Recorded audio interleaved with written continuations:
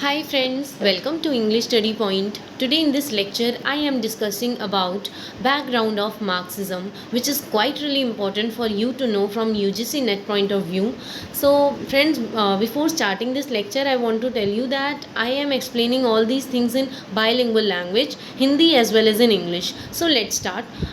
Uh, Karl Marx and Frederick Engels, they actually gave philosophy of Marxism. कि मतलब Karl Marx और Friedrich angels इन दोनों ने जो है इस फिलॉसफी मार्क्सिज्म की फ़िलॉसफी को डेवलप किया एंड ये दोनों ही जर्मन राइटर्स थे. Marxism came during the industrialization period कि मार्क्सिज्म की शुरुआत हुई 19th सेंचुरी इंडस्ट्रियलाइजेशन पीरियड के time. Then Karl Marx and Friedrich Engels oppose the industrialize society कि कार्ल मार्क्स और फ्रेडरिक एंजल्स ये दोनों ही इंडस्ट्रियलाइज सोसाइटी यानी इंडस्ट्रियलाइजेशन को अपोज करते थे. क्योंकि because for them industrial revolution is the main cause for the operation of working class people, working class poor people who lived in slums and face dangerous working condition. क्योंकि कहीं ना कहीं Karl Marx और Friedrich Engels इस कारण से oppose करते थे इस इंडस्ट्रियलाइज सोसाइटी को, क्योंकि इसकी वजह से जो है गरीब वर्किंग क्लास यानी मज़दूरों को जो है, जो कि स्लम्स में रहते हैं, झुग्गी झोपड़ी में रहते हैं, उनको कहीं ना कहीं इंडस्ट्रीज़ की वजह से जो है ऑपरेशन फेस करना पड़ रहा था. और साथ ही साथ जो है जिस वर्किंग कंडीशन में वो काम करते थे उन्हें जो है काफ़ी ज़्यादा उनसे बीमारियां होने लग गई थी. So then industrialization made matter worse for the poor people कि इंडस्ट्रियलाइजेशन के आने के बाद से जो है और ज़्यादा गरीबों की हालत जो है ख़राब होने लगी. Due to which poor were suffering and wealthy people, और उससे क्या होने लगा कि गरीब लोग जो है सफ़र पे सफ़र करते जा रहे थे. एक तो उन्हें जो है कम वेजेस मिल रहे थे और साथ ही साथ जो है मशीन्स का इंट्रोडक्शन होने लग गया था, जिसकी वजह से क्या हुआ कि मतलब अब जो है सारा का सारा काम जो है मशीनें करने लग गई थी, और जिनकी वजह से जो है गरीबों को जो है काम से निकाला गया. और फिर क्या हुआ, वो और गरीब होते चले गए. और साथ ही साथ क्या हुआ, इससे जो है अमीरों को काफ़ी फ़ायदा हुआ, वो दिन प्रतिदिन जो है अमीर बनते चले गए.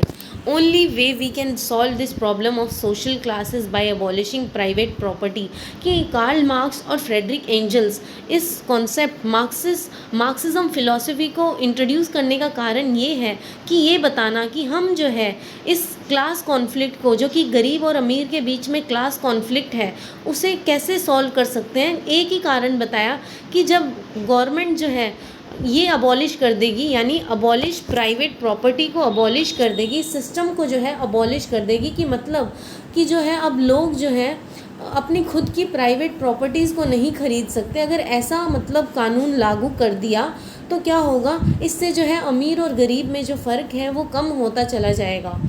कि मतलब अब जो है मतलब जो भी है सरकार के हाथ में होगा, जो और जो है प्रॉपर्टीज़ अब सारी अगर जब सरकार के हाथ में होने लगेगी तो इससे जो है कोई अपनी खुद की प्रॉपर्टीज़ नहीं खरीद पाएगा और खुद मतलब डोमिनेट नहीं कर पाएगा किसी को भी.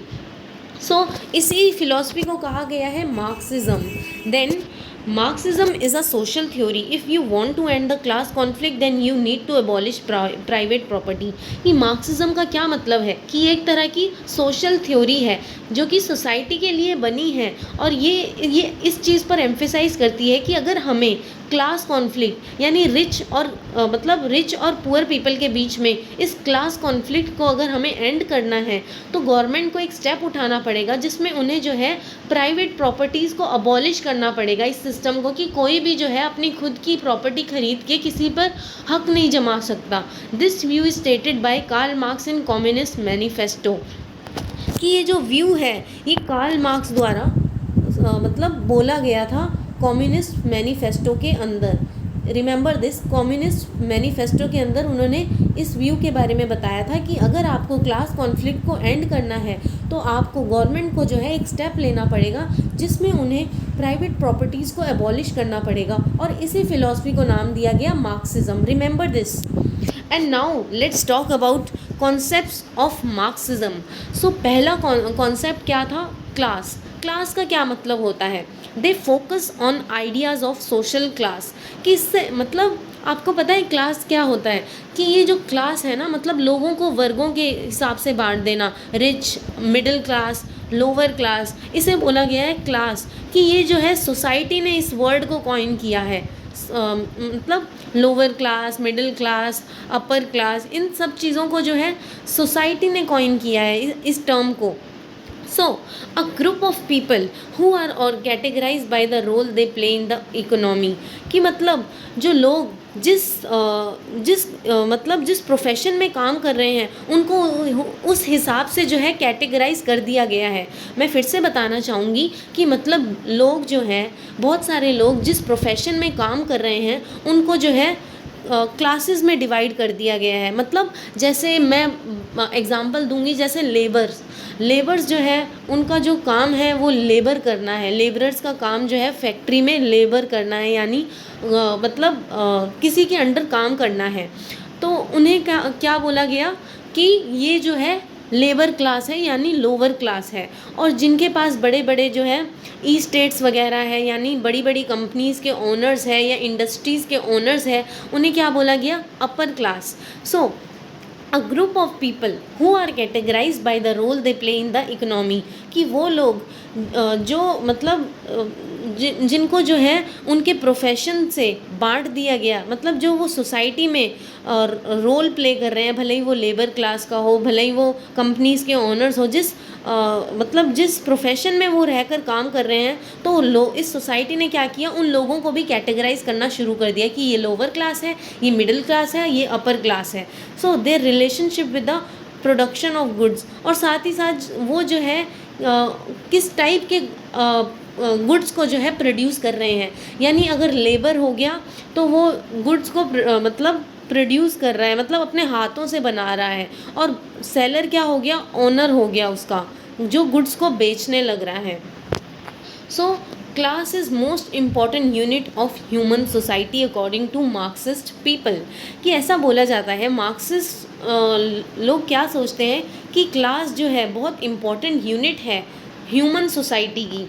इन 19th century industrialization two primary social class exist, कि वो बताते हैं 19th सेंचुरी की टाइम, जिस टाइम इंडस्ट्रीज़ काफ़ी ज़्यादा इस्टेब्लिश होने लग गई थी, तो उस टाइम पर दो तरह की जो है सोशल क्लास एग्जिस्ट किया करती थी। सबसे पहली बुर्जुआ, जिसे हम इंग्लिश में बोलते हैं बुर्जुआ, यानी और हिंदी में बोला जाता है बुर्जुआसी। एंड सेकंड जो है proletariat, remember this, bourgeoisie, second is proletariat. So bourgeois कौन होते थे?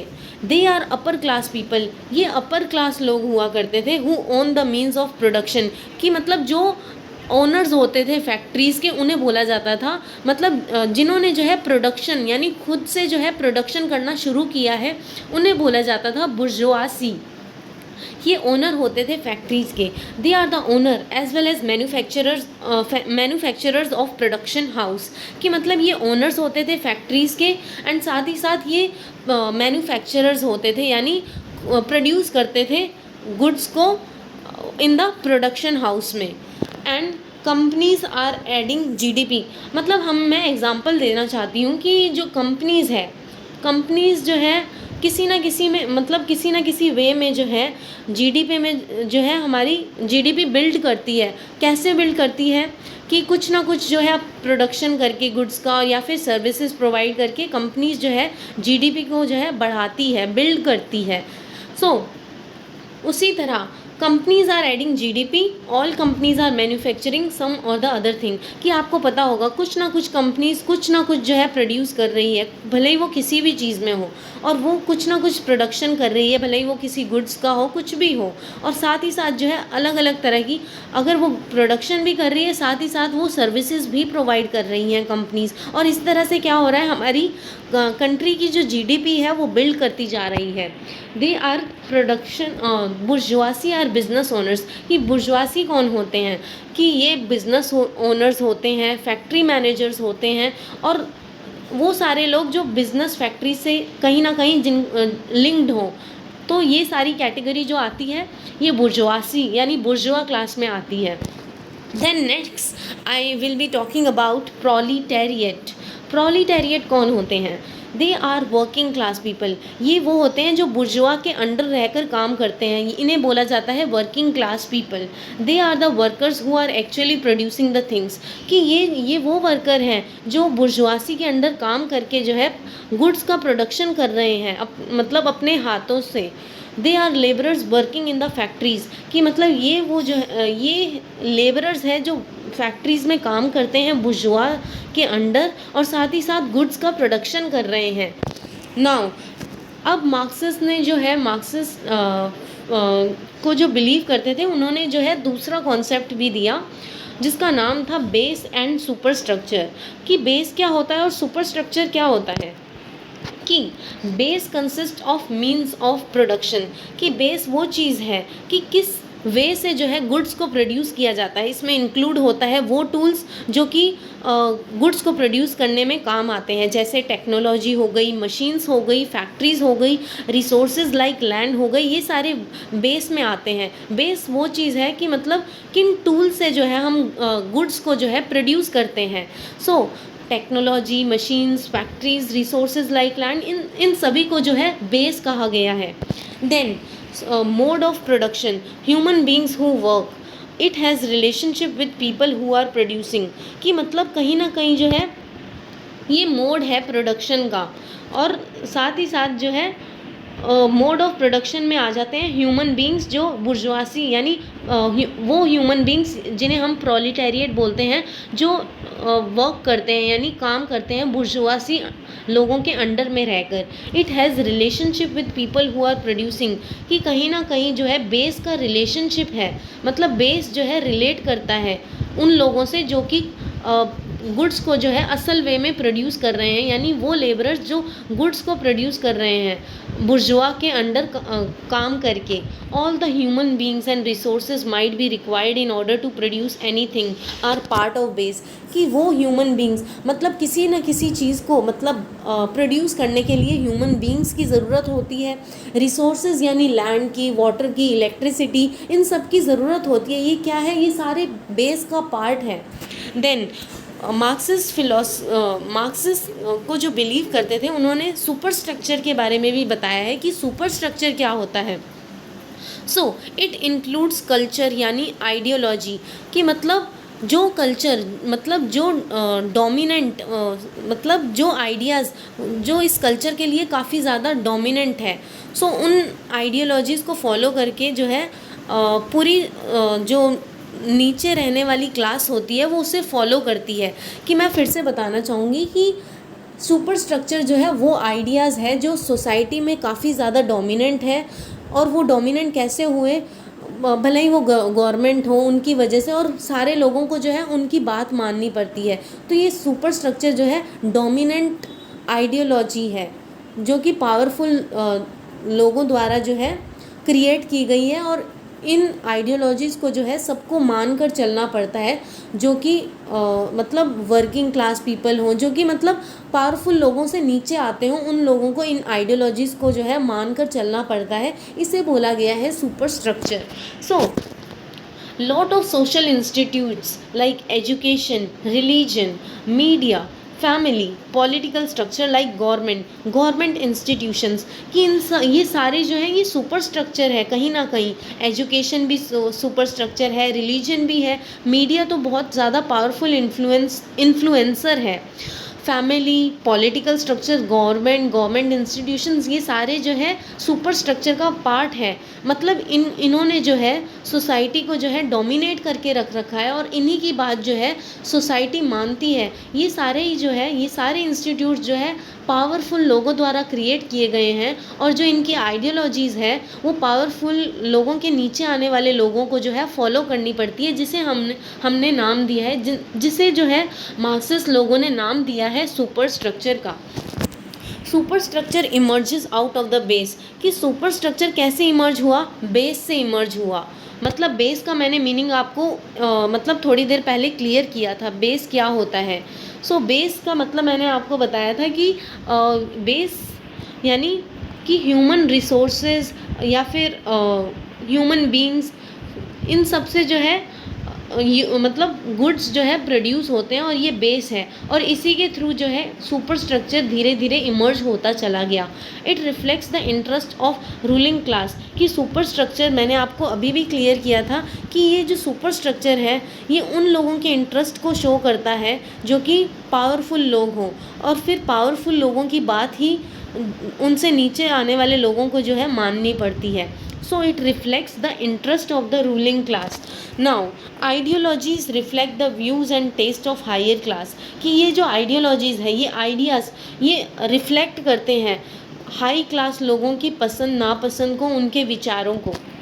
Super structure reflect the interest of ruling class, ये भी मैंने क्लियर कर दिया। Whoever is having control over the base, we see their views dominated in the culture, कि मतलब किसी का भी बेस पर कंट्रोल, बेस को मैंने आपको बताया था कि बेस को कौन कंट्रोल करता है, मेनली बुर्जुआसी लोग, क्योंकि ये पावरफुल लोग हैं। मतलब इन्होंने जो है फैक्ट्रीज़ वगैरह को ओन कर रखा है, फैक्ट्रीज़ चलाते हैं, और बहुत सारे बिजनेस के ओनर्स, ये सारे जो है बेस हैं। और मतलब कहा गया है मार्क्सिस्ट लोगों द्वारा कि whoever is having control over the base, we see their views dominated in the culture, कि किसी का भी बेस पर कंट्रोल होना, हम देखते हैं कि उनके व्यूज़ भी साथ साथ जो है इस कल्चर में जो है डोमिनेटेड है, क्योंकि सब लोग जो है उनके व्यूज़ को फॉलो करके उनकी बातें मानते हैं। Super structure is use as an instrument of power, कि एक तरह का पावरफुल इंस्ट्रूमेंट है super structure by the dominant class, कि ये जो है डोमिनेंट क्लास द्वारा रन किया गया है, ताकि ये जो है इनसे नीचे रहने वाले लोगों को जो है कन्विंस कर सकें और बता सकें कि उन्हें जो है चीज़ों को कैसे करना चाहिए, और इस तरह से ही ये पूरी जो है सोसाइटी वर्क करती है। It neutralise the unequal power relation, और इससे जो है अगर जब आप देखोगे कि मतलब जो डोमिनेंट क्लास होती है, अगर उसी के जो व्यूज़ पूरी सोसाइटी जो उनसे नीचे रहती है वो फॉलो करेगी, तो कहीं ना कहीं जो है ये भी शो करता है कि जो है इस सोसाइटी में जो है पावर्स को जो है अनईक्वली जो है डिवाइड कर रखा है, जिसमें से जो है सिर्फ़ और सिर्फ पावरफुल लोगों की बातों को माना जाता है, और बाकी जो उनके नीचे रहने वाले लोग हैं यानी लोअर मिडिल क्लास लोग, उनको जो है मतलब कुछ बोलने का अधिकार नहीं है, यानी उनके मतलब व्यूज़ को जो है इतनी वैल्यू नहीं दी जाती, यानी इम्पोर्टेंस नहीं दी जाती। सो फ्रेंड्स, इसी के साथ ये लेक्चर एंड होता है, एंड मैं सेपरेट लेक्चर बनाऊंगी जिसमें मैं इसी का जो है बैकग्राउंड को कंटिन्यू करूंगी। सो फ्रेंड्स, आप प्लीज़ उसे भी सुन लेना, and thank you friends for listening. Please do like, share and comment also. Thank you.